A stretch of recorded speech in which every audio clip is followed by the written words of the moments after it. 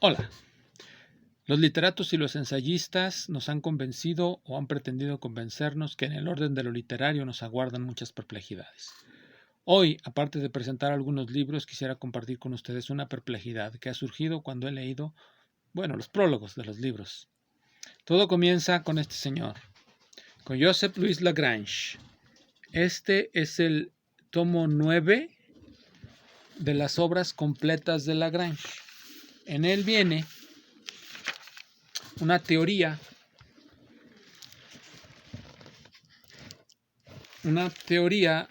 de las funciones analíticas.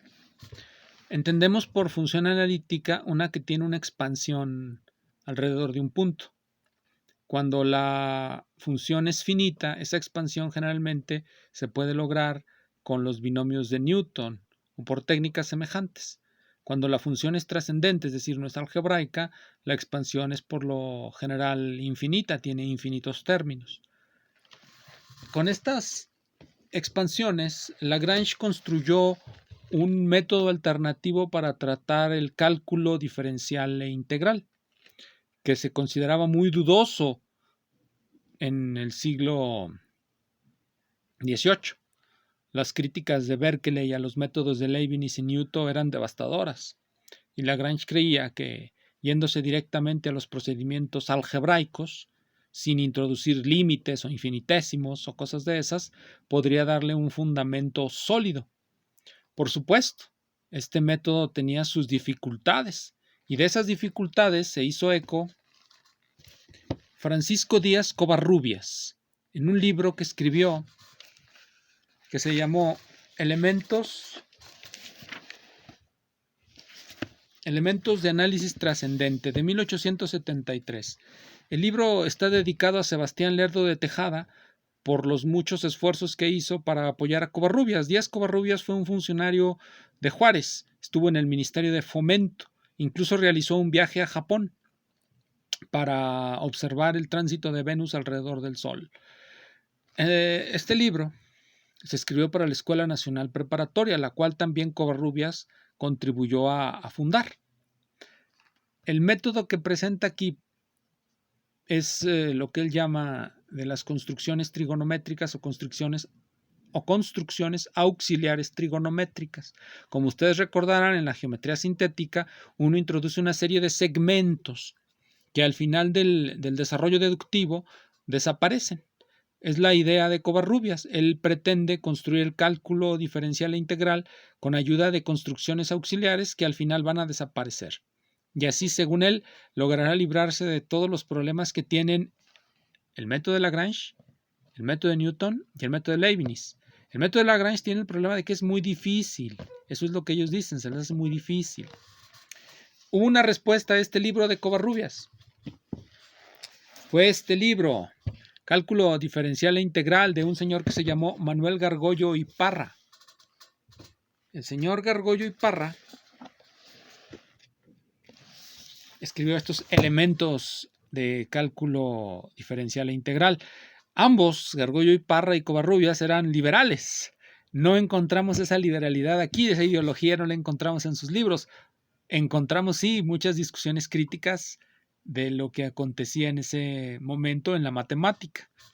La teoría que utiliza Covarrubias es una teoría de las abstracciones, que seguramente tomó de Condillac o de algún filósofo ideólogo francés. Ideología en el sentido de Stud de Tracy, la ideología como estudio de las ideas. En ella se hablaba de las abstracciones de las cosas y de los objetos materiales. La matemática era una sucesiva abstracción de las propiedades de la materia. Pues bien, en ese mismo sentido hay un párrafo en el libro de Gargollo y Parra, que es el que me interesa resaltar. Se encuentra en la página 11.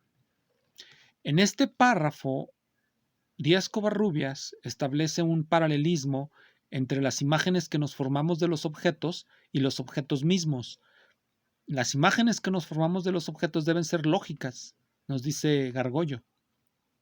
Y nosotros tenemos tan plena confianza en que esas imágenes son no contradictorias, que no contradicen a las leyes de la razón y no se contradicen entre sí, que representan a los objetos de modo tal que pueden establecer entre ellos una suerte de paralelismo o correspondencia.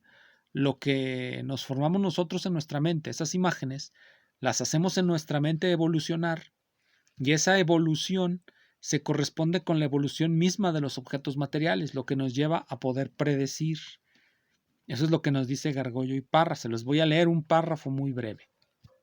Estamos convencidos de que nuestros sentidos materiales no nos engañan en las intuiciones que nos presentan.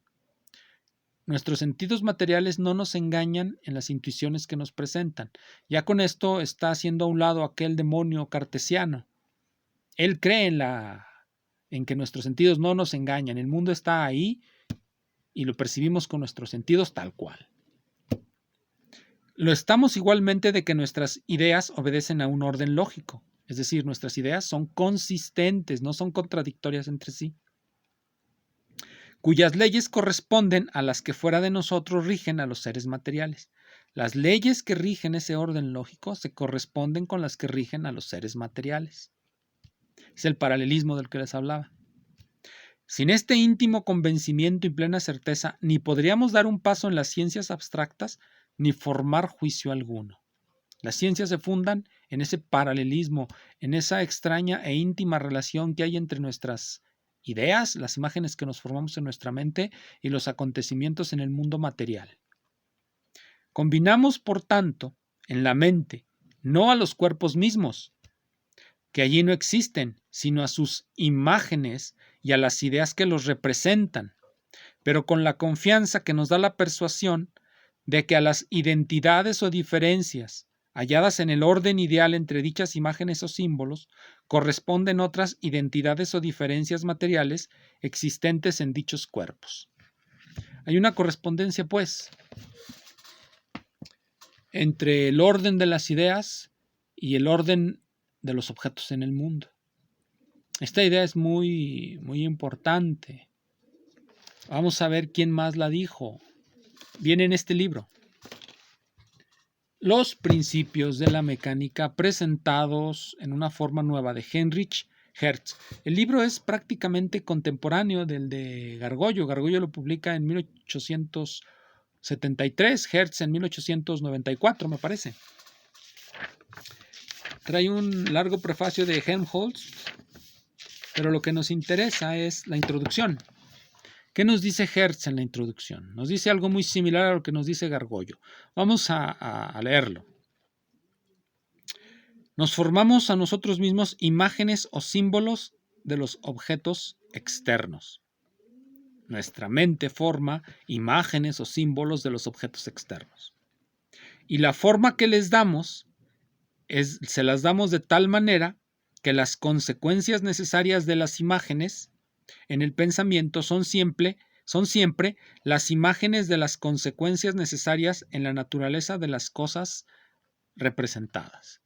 Lo que nos representamos en nuestra mente tiene consecuencias necesarias. Obviamente, en nuestra mente la consecuencia de una imagen pues es otra imagen que se obtiene por implicación de la primera o por algún tipo de inferencia. En el orden de las cosas, pues es la evolución de esas cosas. En el orden material, un objeto cambia de posición, cambia de forma, se deforma, y eso es lo que en nuestra mente nos representamos y acontece en el mundo real. Es decir, nos está diciendo que nos formamos modelos matemáticos en nuestra mente y esos modelos matemáticos están en tan íntima relación con la naturaleza que podemos predecir lo que ocurre en la naturaleza. De manera tal que este requerimiento sea satisfecho, que existe ese paralelismo, debe haber una cierta conformidad entre la naturaleza y nuestro pensamiento.